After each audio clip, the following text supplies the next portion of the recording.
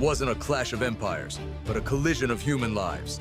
This is the story of the Great War, told through the people who lived it, fought it, and died in it. It all started with a single gunshot on a summer day in Sarajevo. We see a black and white photograph of a man, Archduke Franz Ferdinand, smiling moments before his world and everyone else's was shattered. The scene dissolves into the chaos of his assassination, a political act that ignited a personal tragedy for millions. This wasn't just a political event. It was the spark that lit a tinderbox of fear and ambition, pulling ordinary people into an extraordinary conflict that no one truly understood or wanted. Suddenly, a web of promises and pacts spun in the quiet halls of power, ensnared entire nations. On an animated map, we watch the dominoes fall. Austria-Hungary declares war on Serbia. Russia mobilizes, Germany invades Belgium. France and Britain are drawn in. Each line drawn on the map represents a declaration of war. A call to arms that tore husbands from wives, sons from mothers. It was a chain reaction of treaties.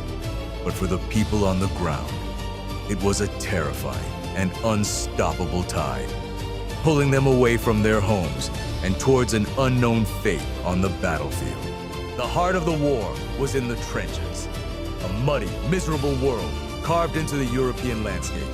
We see the grim reality. Young men, their faces etched with exhaustion and fear, huddled in cramped, waterlogged ditches. Their view was of no man's land, a desolate, crater-pocked wasteland of barbed wire and death. Life was a constant struggle against mud, rats, disease, and the ever-present threat of enemy fire. It was a brutal existence where moments of camaraderie were overshadowed by the sheer horror of industrialized warfare. Back home, the war was a different kind of battle. The focus shifts to the civilians, whose lives were irrevocably altered. In Britain, we see women stepping into roles they never imagined. Their hands, once meant for domestic tasks, now assembling munitions in noisy, dangerous factories. They were building the tools of war, their efforts crucial to the fight. Meanwhile, in Germany, the faces of civilians in long food ration lines tell a story of hunger and hardship. The war wasn't just on the front lines.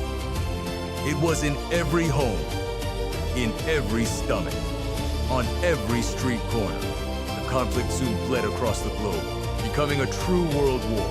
A montage reveals its vast scale.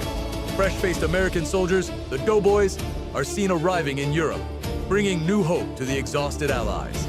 Simultaneously, dramatic scenes from the Russian Revolution show an empire crumbling from within, its people caught between a foreign war and a civil one. From the fields of France to the steppes of Russia, from the deserts of the Middle East to the waters of the Atlantic, the war's footprint was immense, touching every continent and reshaping the global order. Finally, the guns fell silent. The exhausted world celebrated Armistice Day with a mix of joyous relief and profound sorrow. But the peace was fragile. A final, somber shot shows the signing of the Treaty of Versailles.